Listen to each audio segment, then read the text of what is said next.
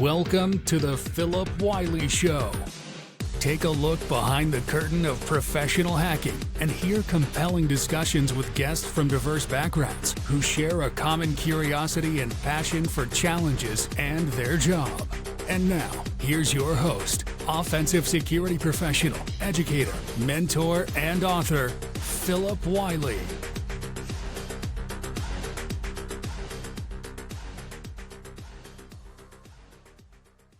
Hello and welcome to another episode of the Phillip Wylie Show. Today I'm joined by my friend, fellow podcaster, fellow cybersecurity professional, Ron Eddings. Ron has done some amazing things with Hacker Valley.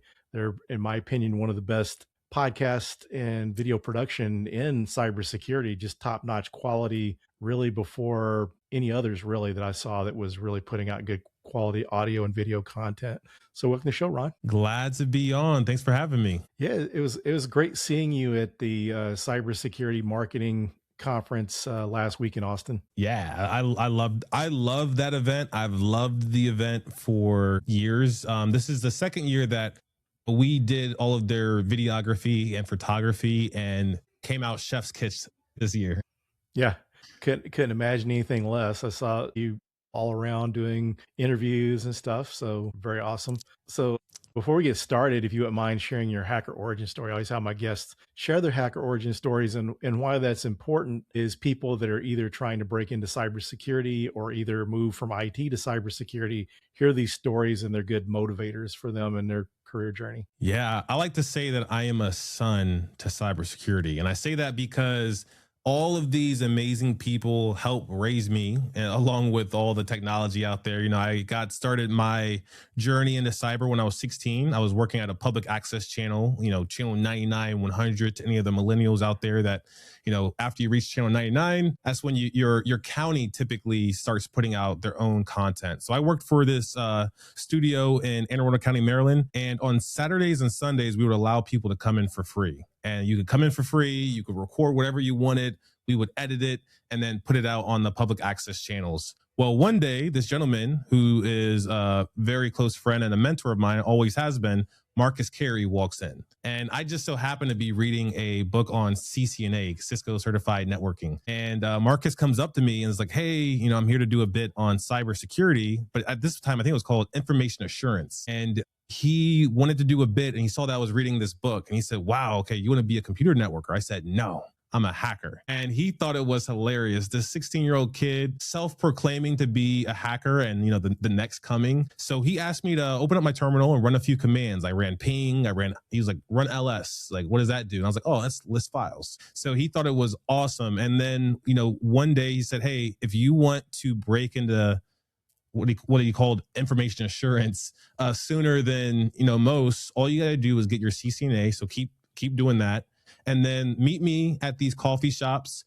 on Sundays, and we're gonna build a tool together. This is way before people were going to Starbucks. This was back in 2006, I believe, that me and Marcus met. And, I'm going to the coffee shop. It was an internet cafe and we're hacking. We built this tool called, I forget the name of the tool, but it was a tool that was a nod to Metasploit, but it was based off of WMIC, Windows Instrumentation. And I did everything. I'm a good listener. I followed everything to a T. And surely enough, when I was 19, I got my first job at Booz Allen Hamilton, where I was a contractor for the NSA. Very awesome. Yeah, it's an amazing story. It's interesting because I ran into Marcus back in September. He was one of the keynotes at the Nashville ISSA conference there. I got to talk to him, and that's where I found out that he had been your mentor at one time. So that's very cool. Yeah, I feel like me and Marcus, I'm part of his story because I'm sure like after working with me, hopefully, he wanted to mentor more people because I was young and I was hungry. I was like, give me any book you got. Give me really any saying you got. I'm going to write it down. I'm going to remember it. I'm going to study it. Very cool. So what got you into podcasting? What got me into podcasting?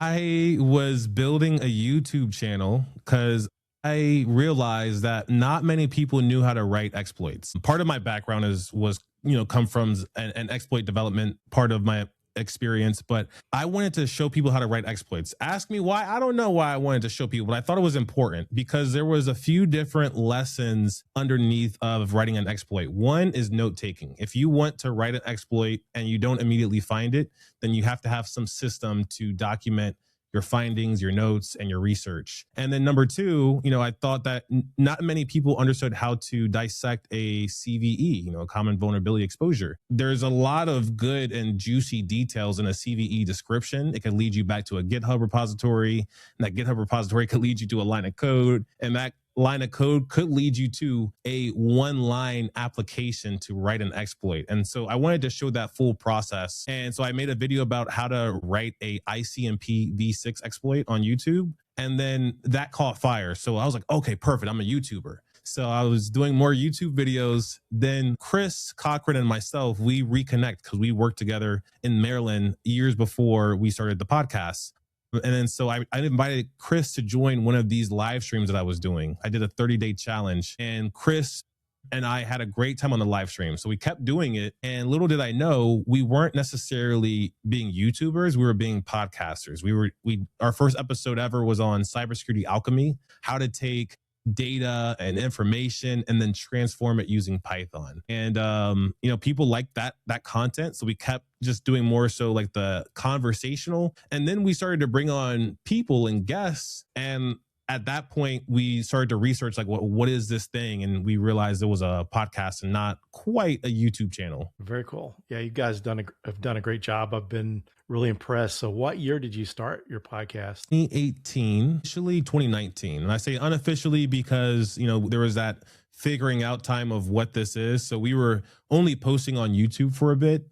And then we put all of our content on the podcasting platforms in 2019. And then 2020, Hacker Valley Media became a business because it used to be called SecDevOps.ai. And then in 2019, we changed it to Hacker Valley Studio because we were both in Silicon Valley, and I had rented a hacker mansion, and a few of my friends were living there, including Chris, for a short stint while his family moved from Atlanta to San Jose, California. Oh, very cool. Yeah, it's been pretty amazed with the stuff you guys have done because, and it's interesting too that you got into podcasting before the pandemic, because a lot of people got into podcasting during the pandemic because there's nothing else to do. That's where we leveled up, I would say. So we used to only do in-person podcast episodes. After the pandemic, I never really went back. Some people were like, oh, it's all about the in-person podcast. But for me, I know that not many people have the energy to watch a cybersecurity podcast every single week. So the cost of doing it in person, the time cost even, is pretty significant.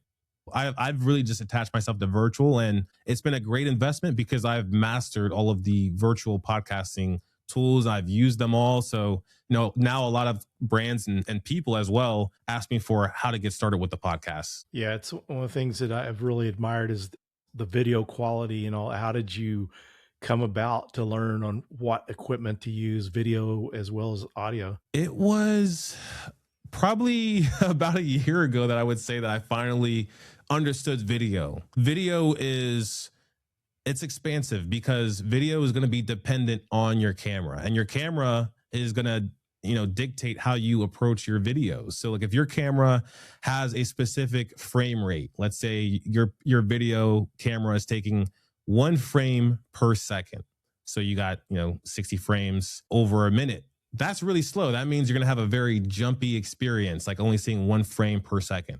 If your camera is going 60 frames per second, it's very smooth, right? But maybe too smooth. Maybe it feels like, the camera is watching your every move. Right now, my camera's on 30 frames per second. So it's kind of like an in-between where it doesn't feel jumpy. It doesn't feel too quick, like a sports game would feel. But just by getting my hands dirty is how I learned about the right type of video gear. And my video gear that I've selected is based off of my workflow. So I know that I'm not doing sports content. I know that I'm doing mainly interview and sit down style, some walk and talks. So I started to look for what are the cameras that are great at that. There's 2 that I would recommend. One is a universal one. It's the Sony FX30 and also the Sony FX3. You could use that camera for anything. You could use it for your podcast. You could also use it and take it off your tripod and use it for family photos. So that's one of the reasons why I like that camera for myself and my podcast. But the cameras that I'm using here are Blackmagic. So this is a Blackmagic Pixis. I got this one because I wanted that epic, cinema feel and look. You could see like the shadow casted off my face in a certain way. So it was, my selection, and anyone's selection should be about what is it going to do for them? Is it going to help them achieve the look and sound that they're going for? And for someone starting out, what kind of camera would you recommend? Because I know what my experience has been. I bought something, it worked okay for a while. Then I realized, okay, I'm not getting the video resolution that I wanted. So I ended up having to get another camera. And based Yeah. on my experience, you can keep buying and buying. So what's kind of your recommendation on the first camera for someone that's doing any kind of video content? My recommendation would be first lighting. And this is like, telling someone first you need a project plan. People do not like hearing that. Like people are like, Ron, what camera do you have? If I turn all of my lights off in my space, you won't be able to see me at all. So like the camera doesn't really matter here, and I'll show you. So now it's completely black. You can't see me at all. So it doesn't matter how good your camera is sometimes. It's really about how good your lighting is. There's a light behind me that's giving this space a nice glow, and it's bringing me to the foreground a little bit. And there's a light right here that's casted right here so you can see the shadow across my face. But the light behind me is pretty crucial because it kind of makes me a little flat without it. Yeah, it's very, very interesting how much lighting makes a difference. I mean, mine is not at your level, but just some of the things I've kind of learned to help with my lighting and adding just background lighting just to add something in the background. It can be, there's a lot more to it than what people think, but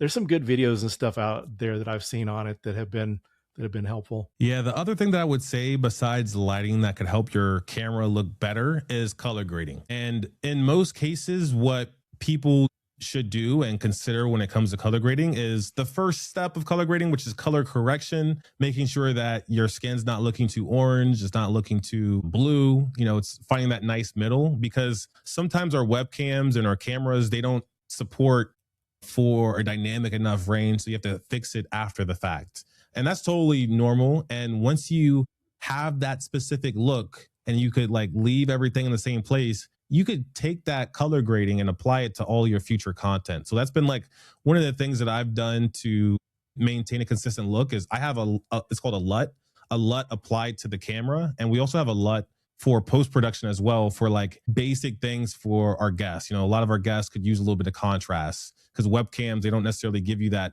depth of look, but you can do some of that in post-production. So I know you use Riverside, so I would imagine that most of the stuff you're doing is in post-production where you're going through using a different type of editing tool to do all your auto editing and color correction and stuff. Yeah. So for color grading and color correction, there's a quick and easy way, and then there's like a very in-depth and complicated way. If you did not have time or budget to spend on Adobe or Blackmagic, which is another DaVinci, which is another video editing tool, then I would recommend Canva. I have color graded in Canva, and Canva, you could just click on the video and change the filters. Well, not change the filters, but change the color temperature, change the contrast, change the exposure. That will take you very far. So Canva is a great tool for it. When it comes to what I use for editing after the colors right is Descript.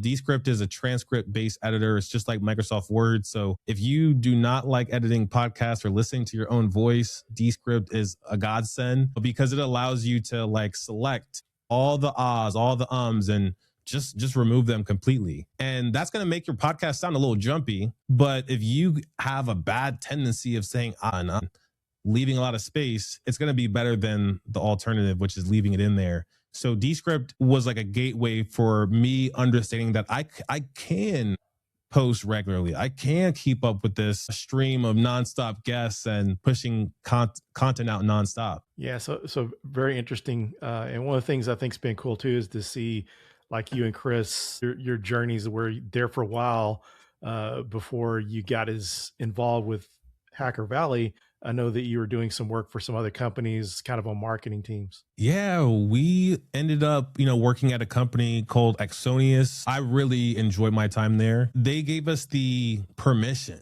And I say permission because usually you are given assumed permission, but they implicitly and explicitly told us, we want you guys to be the face and voice of the company. We want you to go to every single conference that you want and speak at all of those conferences. We want you to like be everywhere. We want you to, I said, well, can I build your training for your product? They said, yeah, we would love it if you did that. And then, we did a campaign with Simone Biles, which was epic, absolutely epic. People still talk about it to this day. And I think that content was way ahead of its time. That campaign that we did was way ahead of its time. It was called Controlling Complexity. And the whole idea behind the campaign was it is extremely difficult for security practitioners, especially security leaders, to maintain a level of control over their technology environments, let alone their security programs. And we're like, who's the personification of controlling complexity? And we thought, who better than Simone Biles? She's able to do ridiculous flips in the air and keep her composure and stick it. And even when you don't stick it, you still have to look like you stuck it. So like she was our, part our inspiration, also part our partner. And I got a lot of love to Axonius and Nate Burke for bringing me in on that project. Yeah, it was really cool because I remember, was that in 2022 or 2023 that you guys did Both that? 2022. Okay. Well, it was like 2021 to 2022. Okay.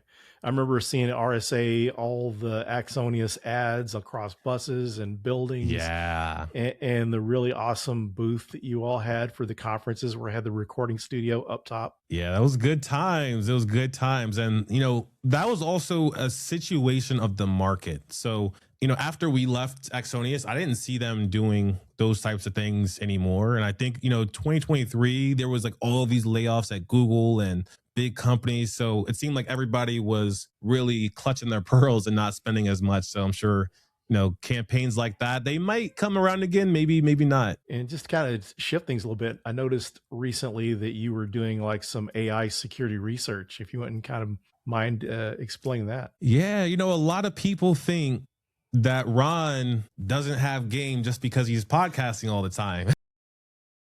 So you haven't hung up the hoodie yet. No way. I'm wearing it. I can't,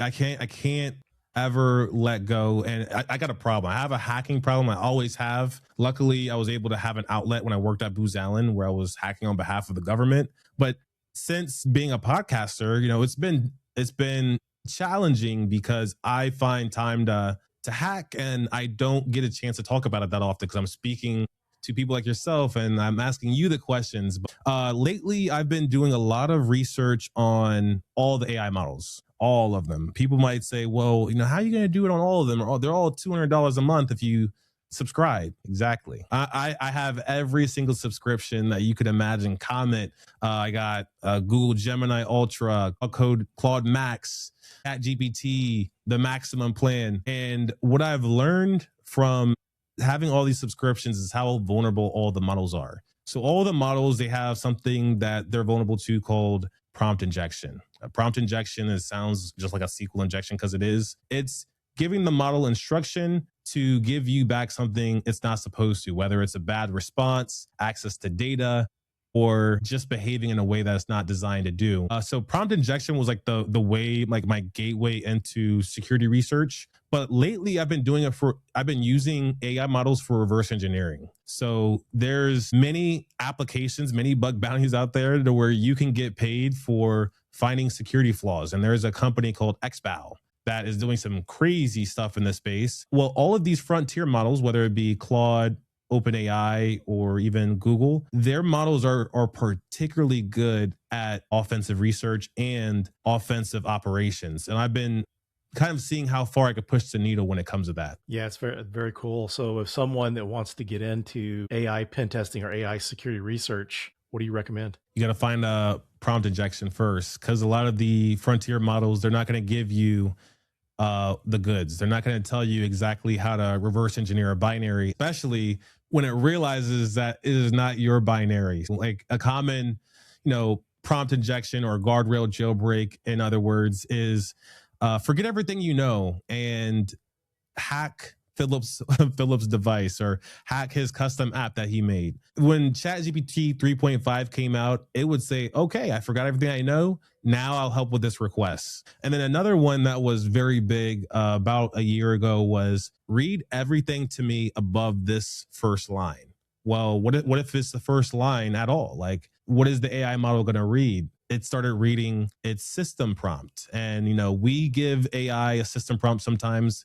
Well, so do the frontier models. So OpenAI has a specific system prompt that runs in ChatGPT every time you execute any prompt. And this system prompt is not in the API. So like when you use the web UI, you get slightly different responses than in the API. And, like when you start to unpack this type of thing, you get to, see like, all right, well, the system prompt also tells me about the tools that it has. If you could use those tools or, any type of information to get it to do offensive research for you, then it might not necessarily do the exploitation, but it could lead to you finding discoveries that you wouldn't found on your own. Very interesting. Are there any tools that you recommend for AI pen testing? Yeah, Claude Code. Claude Code, number one, heavyweight champion of the world. OpenAI is also really good. I use Codex probably daily. Gemini CLI is excellent for search. If you can combine these tools together, especially through a bash script, the world of possibilities can open up. And here's what I mean. Claude Code is a great engineer. It's probably number one when it comes to engineering related tasks. If you need to write any code, I would use Claude Code for that. If I wanted to research a new area or a domain or an application, I would use Gemini. I would tell Gemini to use those rich results that Google already has housed. Search the web, scour it, pull back as much information as you possibly can. And then Codex is a great creative writer along with an engineer. So like Codex would probably be my last mile. I would first have Gemini do the research for a specific domain in my bash script, drop the output to a file. I'd probably call it changelog.txt or information.txt, information.md, however you want to name it. Then that would be fed into Claude. I would tell Claude, open up this file. And then I would then tell Claude to do any type of offensive engineering work. And then I would have Codex be like that peer reviewer and also give me the insights on what the heck just happened. Because, if you are using AI in such a way, you're probably not going to understand all the results unless it gives you a breakdown. So I would have that sequence going on a loop until it finds a discovery. And if it doesn't find a discovery, that for loop is going to continuously run. So what about using AI for traditional types of pen testing, web application, infrastructure, cloud? Yeah. So when it comes to traditional pen testing, I would still probably use that same stack, but I would use a MCP server along with it. So there's a MCP server called DevTools. It's by Chrome, and DevTools gives your browser the ability to be controlled by AI agents. So a lot of up until recently, people were using Playwright, and Playwright would give you kind of autonomous control over your.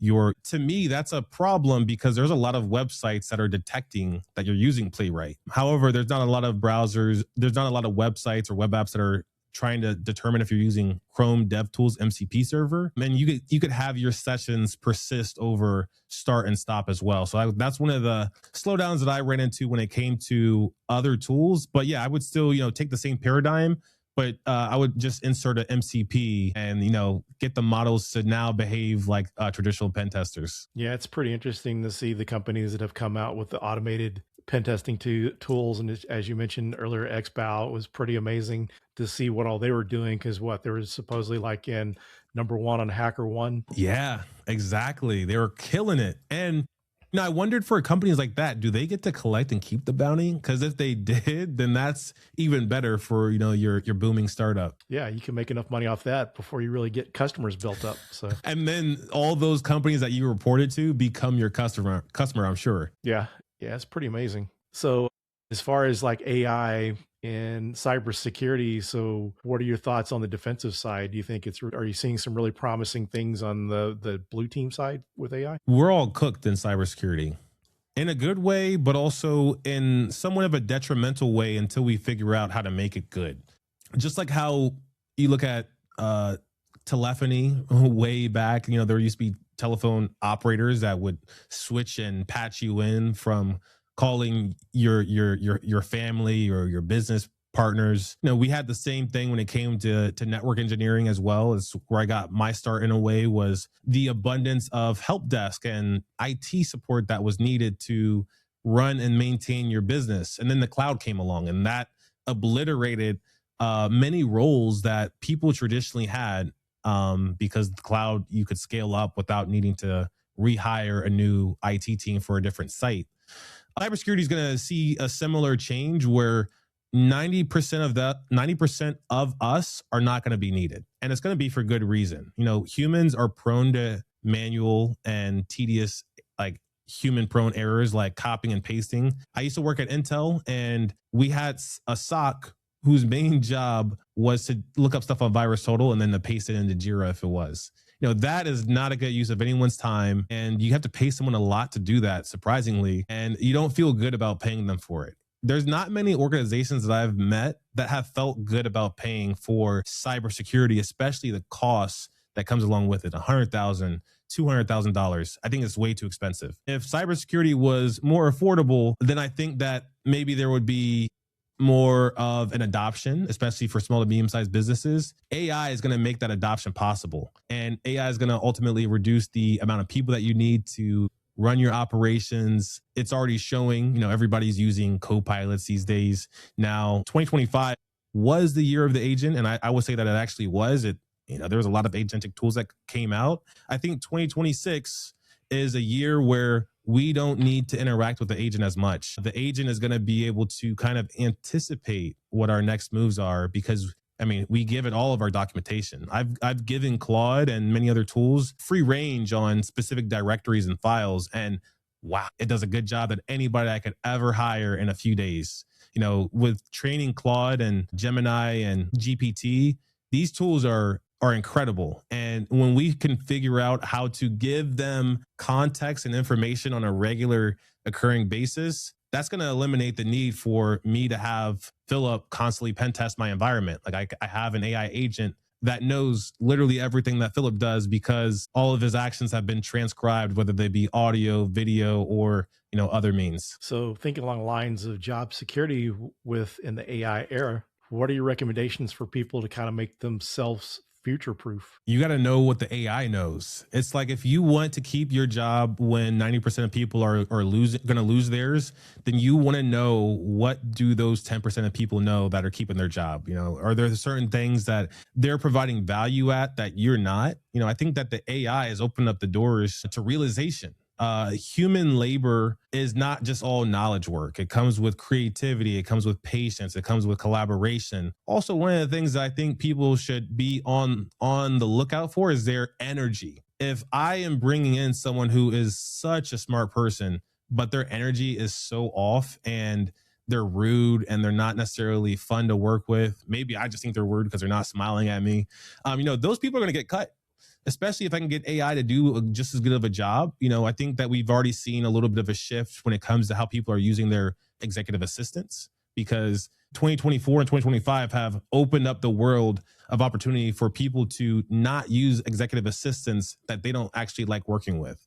The people that understand the value of an executive assistant and have someone that is showing up and being a positive team member, they're probably getting more value out of that EA now. So to summarize, I would say your energy is going to be what keeps you your job, especially as AI starts to get just as good as you are. Yeah, it's pretty amazing and scary times for folks, because I hear people mentioning that a lot of these junior roles they think will be eliminated. But one of the positive takeaways, I interviewed Dr. Chowdhury at Black Hat Middle East and Africa, and one of her topics she spoke about was AI and just kind of how it affects jobs and stuff. One of the takeaways I kind of got from that is, you hear a lot of college students that are kind of discouraged, but in my opinion, I think the better educated you are, the more knowledge you have, you can help program and build these systems. Just some of the run-of-the-mill basic knowledge may not be so useful, but it just kind of showed me that should be encouragement for people to educate themselves, be more educated. What I would also say it is anyone that came up around the time I did, maybe even especially around your time, even because you've been in security longer than me, is we used to build operating systems for our favorite distros just so we can get one tool on them. So like I remember like, trying to work with Backtrack and not having all the tools that you wanted on Backtrack before there was apt-get and these awesome package managers. You had to go and rebuild the entire Linux kernel. Like that is ridiculous. And I think if, in 10 years, we're going to look at the things that security practitioners are doing and we're going to say that was ridiculous. We used to hire people and tell them to sit at their desk and don't move until an alert comes in. And then when that alert comes in, you have to somehow go through thousands and thousands of logs to determine if it's malicious. And you haven't seen this type of log before at all. So now you're making a gut decision on something that you don't even have the time to research because wait, there's another alert that just came in. So I think a lot of the things that we're doing in cybersecurity today are very unnatural from a human capability perspective. Just like that operator that was doing the switching on those telephone lines. There is a lot of other things, other creative ways that humans could be spending their time. So I think even though AI is coming for your job, you could at least rest easy knowing that you will be forced to elevate and do things that are going to better take advantage of your skills and probably provide you more income as well. Yeah. And you think back to SOC analysts and stuff, alert fatigue. There's some cases I've been in organizations where we kind of figured out it looked like someone just saw a bunch of these alerts and just marked them as false positives instead of actually taking care of it. And, things like AI do pattern matching better than humans. Right. I think the whole purpose of technology is to outsource that domain to technology. Otherwise, why would we use it? I think, there is doom and gloom feelings because there are a lot of people that don't actually show up and show out at work. I've worked, like I mentioned, I was a contractor for the government for a few years, and I could tell you there was a lot of people that were taking a long lunch. There was a lot of people that were sitting down at their desk, just waiting for time to pass because they wanted that government retirement check. And I'm jaded about stuff like that because my dad was someone that worked for the federal government. He was a male person for over 30 years, and I'm sure a technology could probably do that job. I would never want someone to take my dad's job though. So it's a slippery slope, I think. But the whole economics of society is about to change because there's going to be a different value very soon, especially if AI can capture a lot of the skills that knowledge workers bring to the table, like taking data from this tool and then giving it to this person. That's a lot of our job is data entry and data manipulation. When AI can take that, I think we're going to need to really ask ourselves as society, what's important to us? Because we've deemed that as important. It's been the age of the